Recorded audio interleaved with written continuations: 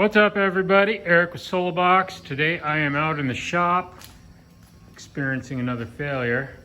I am finishing welds today. Not my favorite job, but you can see how these look when I weld them and after I weld them, or after I finish them. They just look a lot better, and it's a lot to do with just quality. You won't find that on a lot of aluminum boxes. But I take the time to do it. I don't really enjoy doing it. Anyway, I did it for a long time with nothing more than a sanding belt, and I kept thinking, you know, there's got to be a better way. Basically, I'm taking a lot of aluminum and turning it into dust with this thing. And so what I did, about 3 years ago or so, I bought this carbide. Where are we here? This is a horizontal mill cutter. It's got carbide on the tips. Bought this about 3 years ago and set about trying to adapt it so that it would run on one of these. And I built this foot so that it's adjustable for the depth. Built this little guard so that I wouldn't kill myself with it. And basically I ran it on the same little drill master. Actually, it wasn't this one, but a different one. So I bought 3 of these at the same time, right? And one of them got slated for use with this. And I find it really interesting that all 3 of the ones I bought at the same time have all died like at the same time. 2 of them died in 2 days exactly the same way. And the third one actually died about a month ago, at which point I bought 2 more of these. They're super cheap and I love them because they're lightweight, they're easy to deal with. I don't need some big heavy, you know, super well built tool. I know this is going to run for a few years, and when they die, it's like 15 bucks for another one, right? Well, I thought I was buying the same tool again, but I'm not. They look almost identical, but if you look, this is slim, this is wider, and when you get up here, the head on this one, where my tool that I built attaches, is metal. Now they're plastic, and I don't feel really good about having this attached to plastic.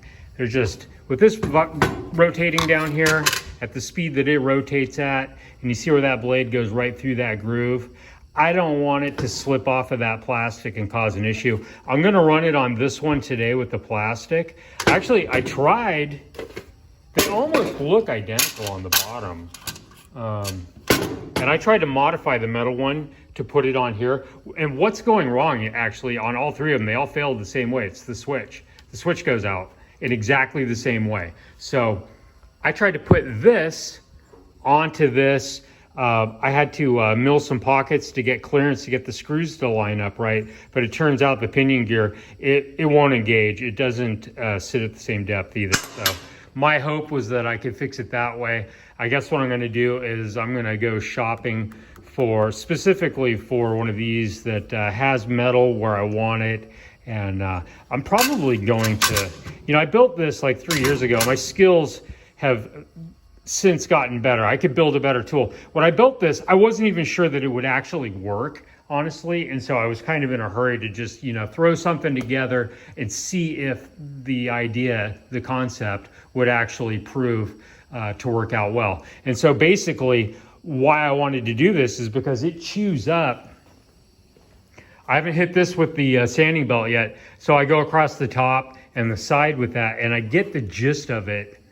Just basically that thing just throws chunks. It's not making things into a real fine powder. It's throwing chunks of aluminum, which is of course way faster. So I hit it really quick with that, and then I switch over to the sander to finish it out. And so I just wanted to show you that I find it really interesting that all 3 of them failed basically almost exactly at the same time. 2 of them in 2 days. I mean, that's insane. But you know, it's got a shelf life to it, I guess. So I found that interesting and thought I'd show it to you. It'll be interesting to see what I come up with. I'm going to build something really cool for my next attempt. This foot actually has a bit of a curve to it, and I thought that that would be the best way of doing it. It's turned out, actually, I think the next time I build the foot, I'll make it flat and probably smaller. This, you have to get it to cut exactly right. It'll only cut, I don't know if you can see this little line, but that's really the sweet spot right there. And I could widen the sweet spot if it was flat. I would be able to have, it would cut a lot easier, I guess is what I'm trying to say. So anyhow, I've only got like 3.5 left to do that I'm gonna have to do with this plastic one. I hope it doesn't come off because I'm pretty sure that this would remove an appendage relatively quickly. So wish me luck, guys. Eric Solobox, ride safe, everybody. I will talk to you later.